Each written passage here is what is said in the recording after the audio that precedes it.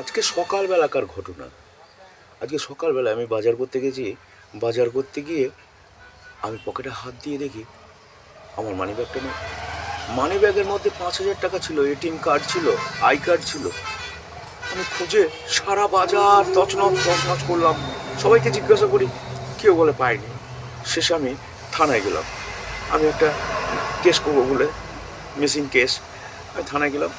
থানায় বসে আছেন অফিসার। আমি গিয়ে বললাম, স্যার আমার মানিব্যাগটা হারিয়ে গেছে, ওখানে আমার স্যার অনেক দামি দামি জিনিসপত্র আছে, দয়া করে আপনি এই কেসটাকে একটু দেখুন তো স্যার, যাতে আমি মানিব্যাগটা পাই। বারবার বলাতে থানার বড়োবাবু রেগে গেলেন। তিনি বললেন, তুমি বাড়ি যাও, বাড়ি গিয়ে দেখো গা তোমার নিজের প্যান্টটা পরো গা, তুমি তোমার বউয়ের জিন্স প্যান্ট পরে সারা বাজার ঘুরছো, দিয়ে এখানে কেস করতে এসছো, বাড়ি যাও। আমি তাকিয়ে দেখি সত্যিই আমি জিন্সের বদলে বউয়ের জিন্স পরে চলে এসেছি।